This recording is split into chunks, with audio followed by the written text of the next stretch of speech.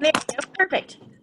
All right. Thank you again for joining us. And nice placement of the monster cooler behind you there. We will start with questions for Kurt. If you have one, raise your hand and we'll get to as many as we can during Kurt's time here with us. And we will take our first question from Bob Puckris. Go ahead, Bob.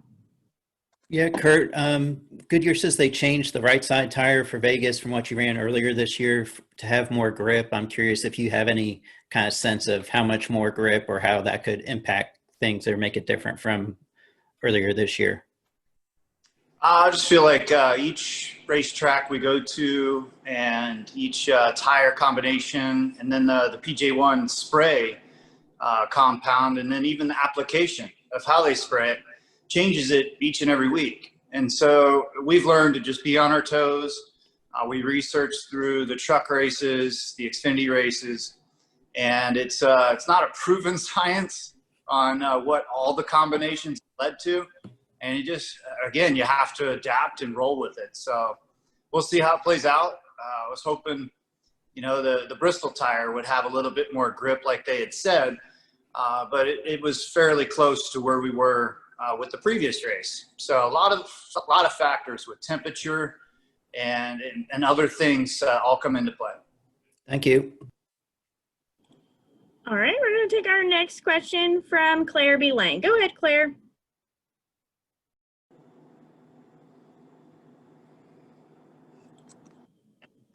Claire, you're on mute. There you go. Thank you. Kurt, the MGM Grand had a picture of you and your brother in Vegas. It was so cool. When you saw that, what was your thought? And of course, a Busch versus Busch at Vegas is always great. Yeah, I thought it was fabulous. As a kid, I always had a dream or a vision and in a push to try to be on the marquee of any of the hotels. And, to have that on there and to, not have fans at the racetrack, it's all kind of the way that all different things are looked at right now with advertising. And so I saw the NBC Sports logo at the bottom, the MGM Resorts chain of hotels helped with putting that up there, of course. And so it's just neat to see the love for the hometown boys and, with NASCAR in town, not with fans at track, we're hoping people tune in to NBC Sports Network. So you got to find different ways to advertise and to pump people up and to get the word out. And so that was great from MGM Resorts. One other quick thing, sort of on a feature note, I've been watching the video that Kyle is posting of Brexton Racing, and there's your dad and your mom and the whole family, and your dad is setting up his little vehicle. And I wonder if you've seen those and if they flash you back to when you were racing in Vegas or learning how to race with your mom and dad going to all the tracks. Yeah, it's great memories. Ashley and I were over at the dirt track on a first few of his outings, to make sure that we were there on the first trip to go watch him drive on the track and hold the pedal down and go fast. I mean, it immediately brought me back to when I saw my little brother do the same thing and head out onto the track for his first time.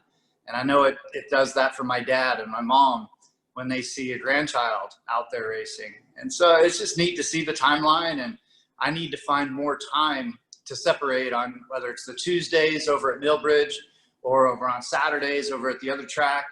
I just need to find my time to be better an uncle and to be more involved. Uncle Kurt. Yeah, Uncle Kurt. Hey, thanks a lot. Really appreciate it. Good luck at Vegas. All right. Great. Thank you. Okay, we're going to take our next question from Daniel McFadden. Go ahead, Daniel. Hey, Kurt, I got two questions for you. First, with this being the race at your home track, have you thought about what it would mean for you to finally get a win at this track, but to do it in front of no fans? The Vegas track has definitely been one of the tough ones for me over the years with results and finishes, not where I would have expected them to be.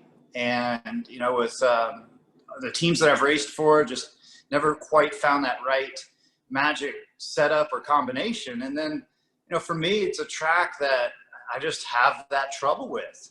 There's a few tracks like Indianapolis, Martinsville.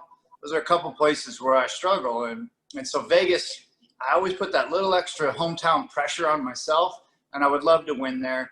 I would love to win through the spirit of the camera and everything on NBC Sports. And I know the fans there locally will be watching and cheering on the Busch brothers. And so that's where I would connect and hopefully do it through the TV side of it. And we'll get fans back there. We'll get fans back one day, and I'll come back and race.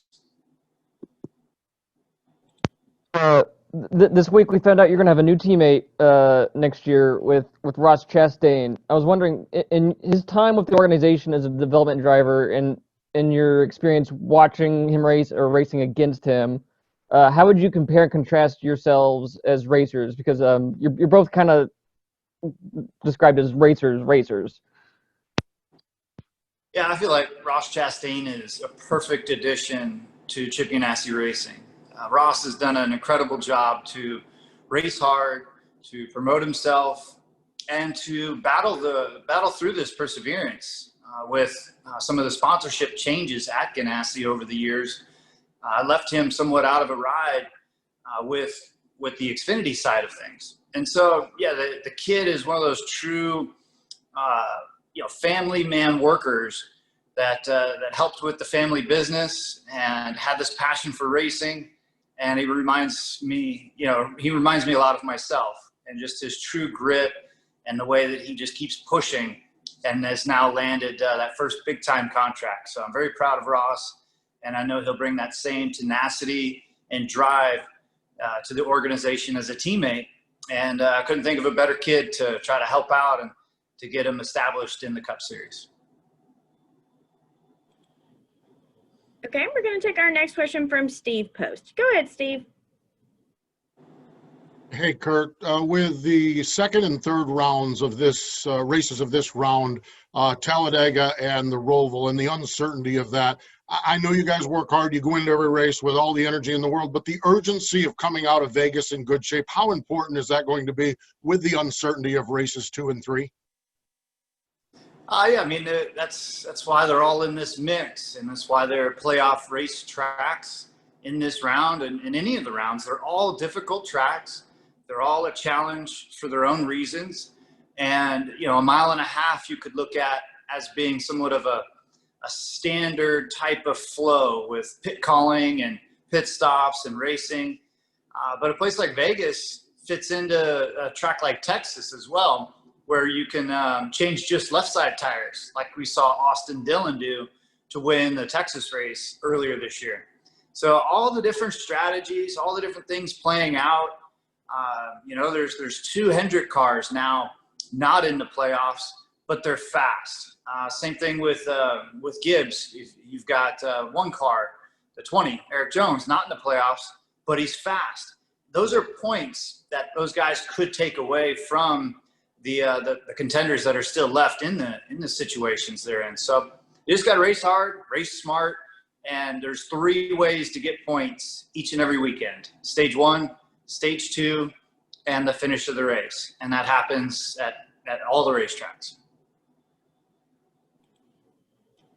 Okay, we're going to take our next question from Woody Kane. Go. Hey, Kurt, appreciate your time. Specifically to follow up on Steve's thing about Talladega, we've seen so much evolution at that track and super speedways in general with, tandem racing, and some guys go to the back and hang out till the end, and then the whole manufacturer sticking together thing. I don't mean this to be as broad as it sounds, but where is super speedway racing right now in terms of, all these different elements that we've seen over the years? How do you view it compared to what we've seen over the past few years or even past few races? I remember winning Daytona a few years ago, and I had this adrenaline quote of something I can't even remember I said on: the more that we race at these restrictor plate tracks, the more they become unpredictable, to be predictable, to not be predictable. I don't even know what I said, and it kind of sounded right. But again, there is no constant in these super speedway races. I was running 4th behind William Byron with 15 laps to go, a few weeks ago for that the playoff cutoff race to get in, and he peels off in pits, and I'm like, where's he going? That's the stupidest call I've ever seen. You know, we just now bumped up a row. After the restart, I was leading the inside lane, and then I get wiped out in a wreck the next lap. And there he is with fresh tires, just navigating through everybody, and comes home and comes back and wins it after he pitted from third place with 15 laps to go. That's how nuts all the restrictor plate races have turned into being. Awesome. Thank you, Kurt. Okay, we're going to take our next question from Marty with ROC Sports. Go ahead, Marty. Thanks, Amanda. Hey, Kurt, how you doing today, man? Doing good. First off, looking at the temperature for Sunday, when you take the green flag, looking at the weather, it's expected to be in the mid-90s. I know you're used to Las Vegas weather, but how much have you been hydrating all week for this race? And will this possibly mean as well that the track will be slick? Yeah, Vegas, I'm glad it's back a couple weeks from where it was last year with the first time in the playoffs. It's going to be 105 degrees heat index. We had that earlier this year at Texas, and guys had some trouble there. Austin Dillon, the winner, myself, we needed fluids after the race. Daytona, the road course, tons of guys had trouble in that 110 degree heat index. So Vegas, yeah, it's a dry heat. It's a little different, but still, it's one of these races that you have to hydrate. You have to stretch. You have to acclimate your body to the heat going into the race. And by sitting in your hot motorhome or your hot rent-a-car to try to have your body, forewarned that extra heat is coming. And so it's a sequence, and I've got a great trainer with Josh Wise at Ganassi that helps all the drivers through the Chevrolet camp be their best when they get to the racetrack. Thanks, man. Good luck to you this weekend. Yep, thank you. Yes, and track will be hot as well. It'll be super slick compared to the way it races in February and March. Awesome. Thank you. Okay, we're going to take our next question from Eric Smith. Go ahead, Eric. Yeah, thank you. Kurt, we've noticed really the last couple of years now that you're Ganassi, you just kind of seem to take on this leadership role, the way you conduct yourself to the media, on the track, talking to your team. Just how much do you embrace that role, and does it help you inside of your car to be that, I guess, like a veteran quarterback, for a lack of a better term? Yeah, I figured it was time for some change and to adapt to my age and to utilize my experience the best way possible. And that's to create that level-headedness. It's to create the leadership mentor role. I feel like just this time in my life, it's great to give back to young engineers and young crew members to help them come up through the ranks quicker, better, and stronger.